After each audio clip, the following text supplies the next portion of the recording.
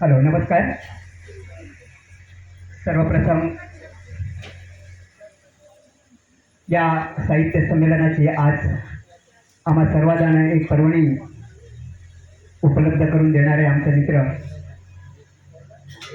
Sandeep Patil sir. आज खरं सांगतो, आम्ही 1 महिन्यापासून बघतोय तर थोडंसं मी बोलतोय की आम्ही बोलतोय की एक भारावणं काय असतं. कारण मी काही पोस्ट टाकतच होतो, पण भारावणं काही कुठला तरी एक संकल्प घेऊन जेव्हा माणूस भारावतो, तो माणूस कसा असावा तर तो संदीप सरांसारखा. आणि बाप सारखा विषय जेव्हा आपण निवडतो तेव्हा बाप कसा असावा.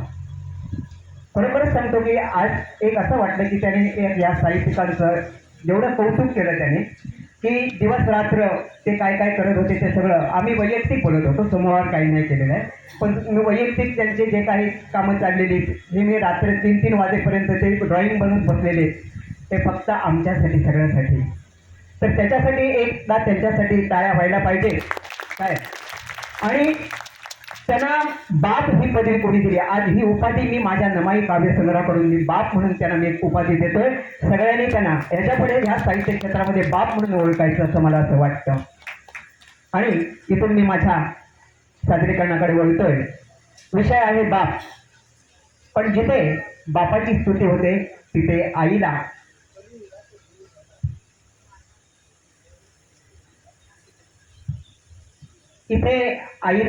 आपण कधी झुकतं माप देऊ शकत नाही आहे.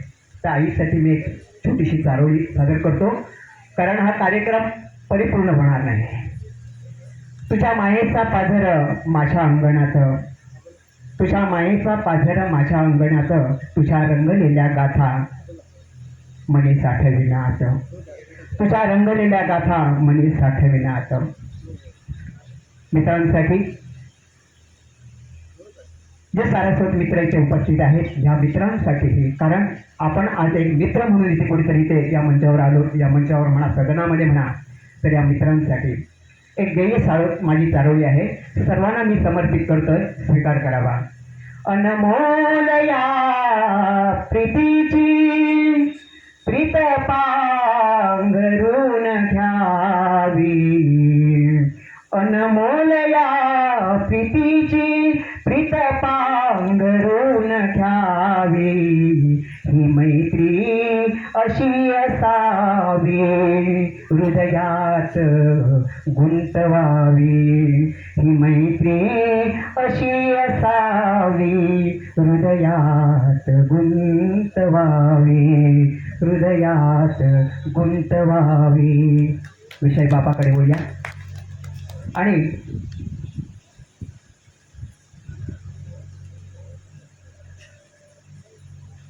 बाप हा विषय, यावरचं जे आजचं लेखन आहे, आजचा जो आपल्याला सब्जेक्ट दिलेला आहे, या विषयावर ग्रामीण भागाकडचा बाप कसा असतो, त्याच्या बापाचे पैलू कसते काय असतात, हे पैलू मी आज मी या बाप या कवितेतून मांडतोय. कैक प्रपंच पाहिले जरी मी, कैक प्रपंच पाहिले जरी मी, होते प्रवास एकलेपणाचे, कैक प्रपंच पाहिले जरी मी, होते प्रवास एकलेपणाचे, काट्या कुठ्यातून फुलावे ते बीज बापलेपणाचे. माझ्या कवितेचं शीर्षकच आहे ते बीज बापलेपणाचे.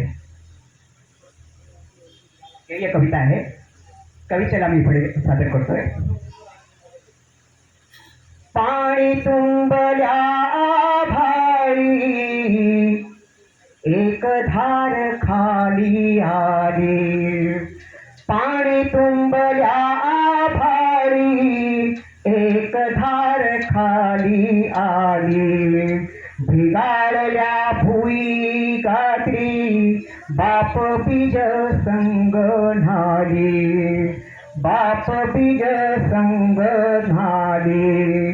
दोन मनाचा रे संग, दोन मनाचा रे सारा, सुखी संसार खुलतो, एका वाटी संग दिवा बाप एकाकी झुलतो, एका वाटी संग दिवा बाप एकाकी फुलतो, राणी पळस फुलतो, उन्हात नाकर पुन, वाट अडल्या सुखाची, बाप देतो पार खून, वाट अडल्या सुखाची, बाप देतो पार खून, खांद्या भार घोंगडीचा त्याची हयात सरली, खांद्या भार घोंगडीचा त्याची हयात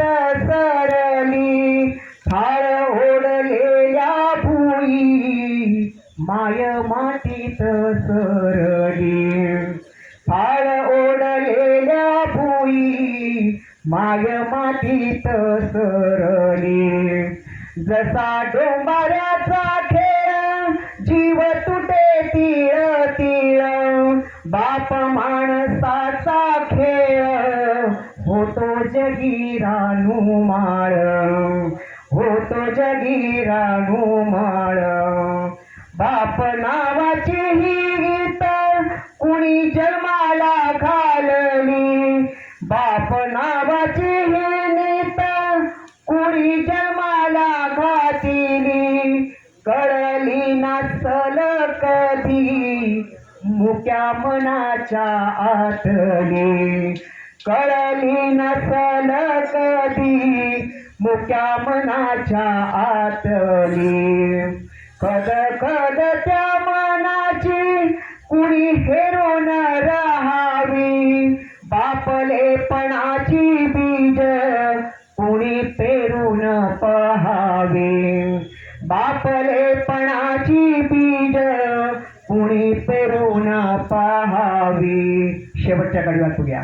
प्रपंच सुखाचा मेळ बाप मनाचा रे तळ, प्रपंच सुखाचा मेळ बाप मनाचा रे तळ, नमा विटू बाप माझा कटी हात तुळशी माळ, कटी हात तुळशी माळ, कटी हात तुळशी माळ. नमा विटू बाप माझा अर्थातच नमाई. मी नमाई या नावानेच या साहित्य क्षेत्रामध्ये ओळखला जातोय.